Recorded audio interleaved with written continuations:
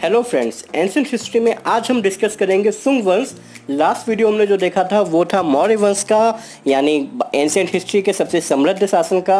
मौर्य वंश के अंतिम राजा बृहद्रथ के बाद सुंग वंश आया था। इसके बाद तीन छोटे छोटे वंश आए हैं, सुंग वंश, कर्ण वंश और सातवाहन वंश। उसके बाद आए हैं गुप्त वंश, जिसके बारे में डिटेल से वर्णन करेंगे। इन सब के बारे में लाइन बाय लाइन हम देखेंगे कि क्या इंपॉर्टेंट है। अगर एक क्वेश्चन भी बनता है तो वो छूटना नहीं चाहिए।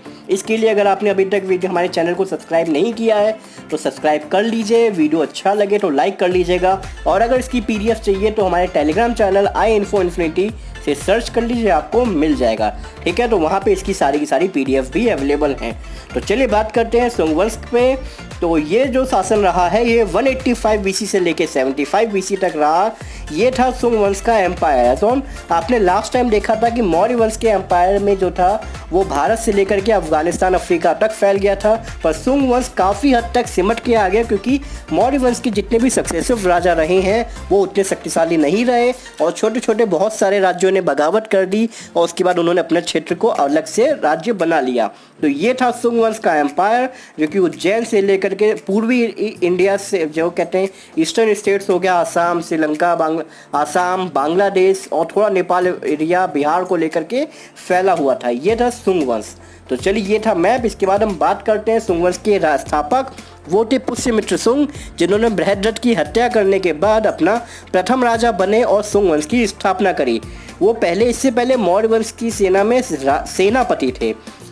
ठीक है, तो ये फिलहाल सुंग वंश के जो शिलालेख हैं वो जालंधर में मिले हैं, पंजाब में मिले हैं, यानी इसका ये माना जा सकता है कि इनका शासनकाल मगध से लेकर के पंजाब तक फैला हुआ था। ये जन्म से एक ब्राह्मण थे और कर्म से क्षत्रिय थे। वैसे तो ये सेनापति थे, परंतु सेनापति यानी ये क्षत्रिय वाला काम कर रहे थे, पर जन्म से ये ब्राह्मण थे। तो ऐसा माना जा सकता है कि क्योंकि ब्राह्मण थे और क्षत्रिय वाला काम कर रहे थे, इसलिए उनको बौद्ध धर्म से थोड़ी सी चिढ़ थी। इसलिए उन्होंने पूरी की पूरी कोशिश करी कि बौद्ध धर्म में एकदम खत्म कर दिया जाए, बौद्ध धर्म को जितना समाप्त कर सकते हैं समाप्त कर दें। अशोक फेमस होना चाहता था, 84,000 स्तूपों का निर्माण करने के कारण वो प्रसिद्ध था। तो ये चाहते थे कि मैं उन 84,000 पिलर्स को नष्ट कर दूँ और इस नाम से प्रसिद्ध हो जाऊँ।